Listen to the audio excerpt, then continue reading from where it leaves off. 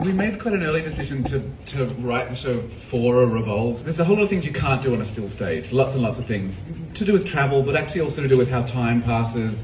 I think also to do with how you create images, especially images to do with landscape. And as soon as you put a revolve in, even if it's just turning incredibly slowly, something happens to the space that means that you can create situations, settings, with nothing but the human bodies and whatever they're wearing or carrying.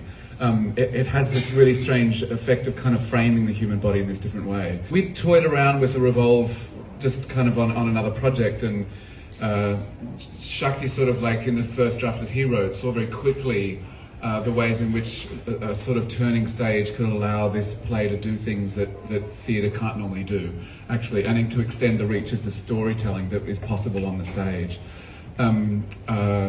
So it starts turning fairly early on, it doesn't stop, it turns the whole time. Yeah. But as soon as you have bodies on that slowly moving space, something, and the music is there, something happens that, it's funny, sometimes we turn the Revolve off so that we can just kind of like talk a little bit more directly about some of the details inside the scene. As soon as we run the scene without the Revolve turning, it's sort of boring, actually. Yeah. And as soon as the Revolve, just even the slowest amount, it's I don't know, it's quite hard to describe. Something happens, it's very beautiful. Prakash, tell us what it's like acting on a revolving stage. You know, it's because the ground is stable and the revolve is not stable. Let me put it in simple terms. So when one step is on the ground and the other is on the revolve, life is very difficult. And that's putting it mildly. So, and Eamon and Shakti are not happy with normal speeds of the revolve sometimes. So it's really like, you feel you will fly off the tangent sometimes. And exit when you're not intending to exit.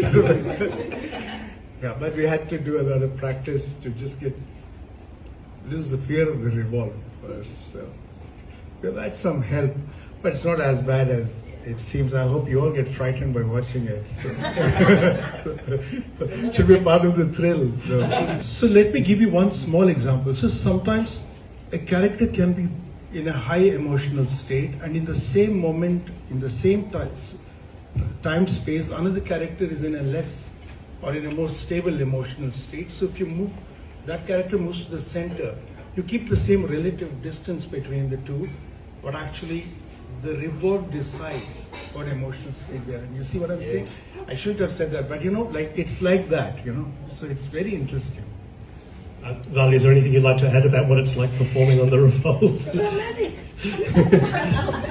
And I'm supposed to dance on it and talk on it. Oh, no, to be fair, it's still when you're dancing. We'll give them another. Exactly. So I say he doesn't only let me to tell the other part of it. No, you should. No, I won't. It is something remarkable to see how the story unfolds on the Revolve. Because I have seen many, many plays on a Revolve, but I've never seen it unfold the way Jungle and the Sea is unfolded. And that is quite an achievement. I've seen the theatre for over 60 years. So that's quite remarkable.